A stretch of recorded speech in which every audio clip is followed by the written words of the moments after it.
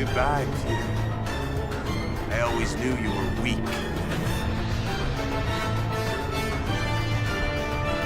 Air Goodman coming at you.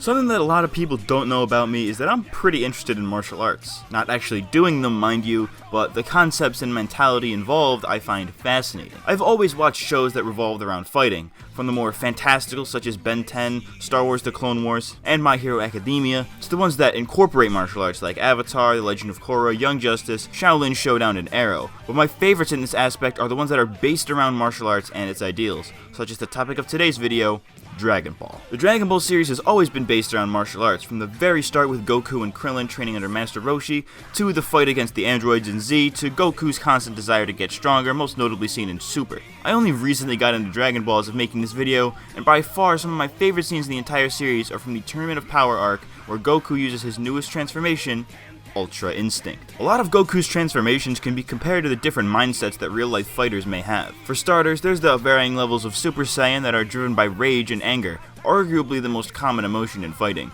Very prominent in street fights or the big boxing matches with a lot of smack talk beforehand. This has exemplified the higher level of Super Saiyan. Super Saiyan 3 makes Goku look much more primal with the Neanderthal-esque protruding brow, and Super Saiyan 4 takes this a step further by giving Goku and Vegeta ape-like qualities. While this is obviously in reference to their Saiyan heritage, it's also in reference to how they become more and more like angry apes. Like have you ever seen an angry chimp? These things are a force to be reckoned with.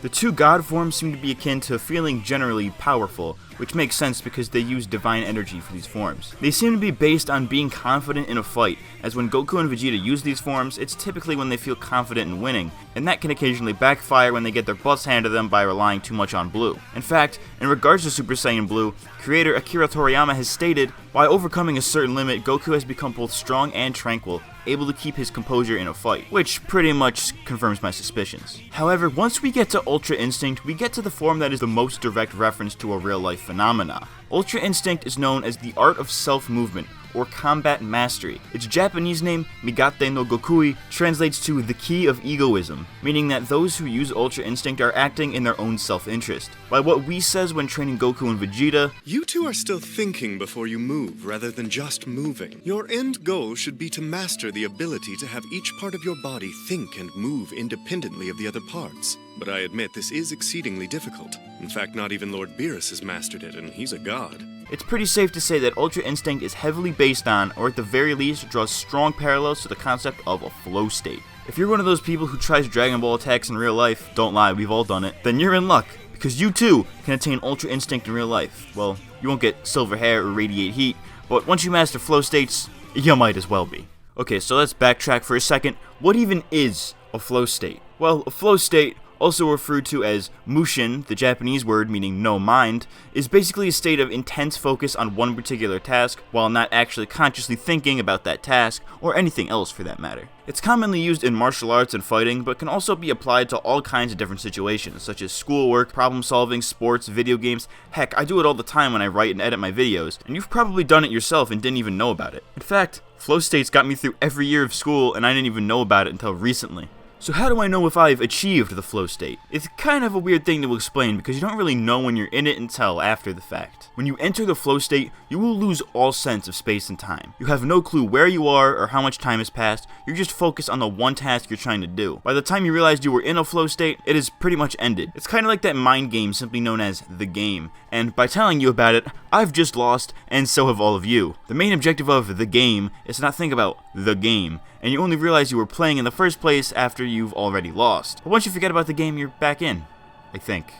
I don't know. Anyways, the point is, you never really know when you're in a flow state until after you exit it because you're not really thinking, just doing. It's important to distinguish a flow state from hyperfocus, which is common in people with ADHD or on the autism spectrum. While the two are very similar, the difference is that hyperfocus is an overconcentration on a task and can oftentimes not be controlled. Hyperfocus involves actively thinking about the task, while flow is a very relaxed state of focus. Goku is a great example, actually. It's commonly theorized that Goku has some form of ADD, and whether or not that's true, it's very clear that he certainly goes into states of hyperfocus. For example, there are very few things that Goku could focus on other than eating or fighting, and that can be to his detriment in certain occasions. When Goku is hyperfocused on a fight, he thinks about how he'll beat his opponent, and that can sometimes backfire when he doesn't think far enough ahead. But when he goes Ultra Instinct, he doesn't think about the fight or his opponent because he already knows how to win and his body just does it. So how do I access this power, you may be asking? Well, everyone can do it, but it's not something that you can try and force. It's something that you can induce, but you just can't turn on and off, at least not as a beginner. Heck, even as someone who's been unknowingly doing this for years, I still don't really know how to turn it on command.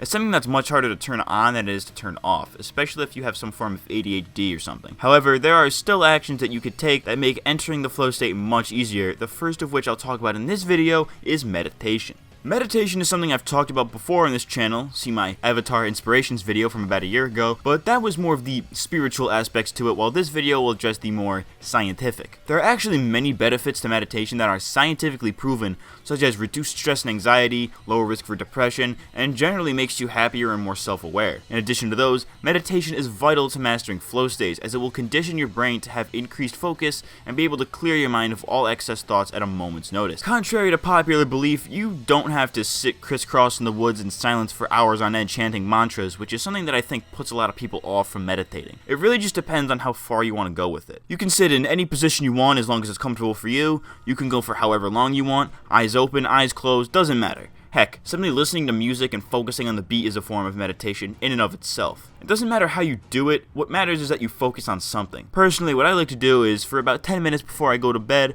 I sit on the floor, put on some non-lyrical music such as a game soundtrack or a lo-fi mix or something, close my eyes and just focus on the darkness of my eyelids. If that happens to be too difficult for me on that given day, then I'll focus on the music. If you insist on listening to music, which is understandable seeing as how silence can be hard at first, then I'd recommend not using a mix that you're familiar with, as if you pick familiar songs, you might start making associations or going through your lyrics in your head that'll take your focus away. Anyways, the reason it's important to learn to meditate for mastering flow states is that it's helpful to be able to clear your mind at will so that you may focus on the task at hand. You need to learn to let go of your worries, your problems, and anything else going on in your life and focus on the present moment. This is pretty much Goku in every fight he's in. He's constantly focused on the fight and the fight alone, and he doesn't really think. He just acts based on the circumstances he finds himself in, and is, for all intents and purposes, in the zone. One of the coolest effects of the flow state, in my opinion, is the ability to lose track of time. As somebody who already lacks any sense of time, I could be working on something and flow stating for hours, and to me it'll only feel like 10 minutes. Typically when you're using the flow state, it's likely that you're doing something that you're interested or at least invested in, so it's the age-old time flies when you're having fun type deal. The best way to get this effect and, in turn, madly increase your productivity, or in the case of Goku, maximizing the benefits of his training, is to not do anything around a clock. I can't tell you how many times I've tried to sit down and write a video,